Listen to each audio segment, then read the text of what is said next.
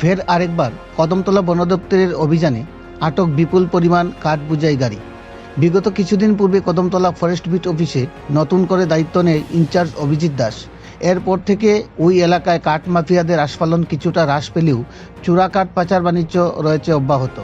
এই মর্মে বৃহস্পতিবার কদমতলা ফরেস্ট বিটের ইনচার্জ অভিজিৎ দাসের নেতৃত্বে এসডিএফও অশোক কুমার, ধর্মনগর রেঞ্জের রেঞ্জার সুপ্রিয়নাথ, চুরাইবাড়ি বিট অফিসের ইনচার্জ আশুতোষ মালাকার সহ কদমতলা বন দপ্তরের বিশাল বাহিনী উৎপেতে বসে বৃহস্পতিবার ভোরে TR02L1798 নম্বরের একটি বোলেরো গাড়ির পিছু ধাওয়া করে কাঠ বোঝাই গাড়িটি অবস্থার বেগতিক দেখে তড়িৎ গতিতে পালাতে গিয়ে দক্ষিণ কদমতলা গ্রাম পঞ্চায়েতের ৬ নং ওয়ার্ডের অধীনস্থ জুলাইবাসা ব্রিজ সংলগ্ন এলাকায় মূল সড়কের পাশে প্রচণ্ড গতিতে বাঁক নিতে গিয়ে ক্ষেতের জমিতে উল্টে যায়। পরবর্তীতে কাঠের লক বোঝাই গাড়ি ফেলে পালিয়ে যায় কাঠ পাচারকারী মাফিয়ারা। দুর্ঘটনাগ্রস্ত গাড়িটিকে তল্লাশি চালিয়ে ১০০ ফুট সেগুন কাঠের লক উদ্ধার করে বন দপ্তরের আধিকারিকরা। পরবর্তীতে কাঠের লক বোঝাই গাড়ি সহ লকগুলোকে নিয়ে আসে বন দপ্তরের হেফাজতে। এই মর্মে ধর্মনগর রেঞ্জের রেঞ্জার সুপ্রিয়নাথ জানান, গোপন খবরের ভিত্তিতে অভিযান চালিয়ে লক বোঝাই গাড়ি আটক করলেও কাঠ পাচারে অভিযুক্ত মাফিয়াদের আটক করা সম্ভব হয়নি। তবে কাউকে আটক করা যায়নি একথা ঠিক নয়, আগামী দিনে অভিযান অব্যাহত থাকবে।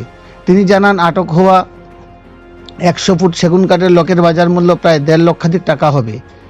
উক্ত কাণ্ডে কদমতলা বন দপ্তরের পক্ষ থেকে একটি মামলা হাতে নিয়ে তদন্ত জারি রাখা হয়েছে বলে জানান আধিকারিকেরা।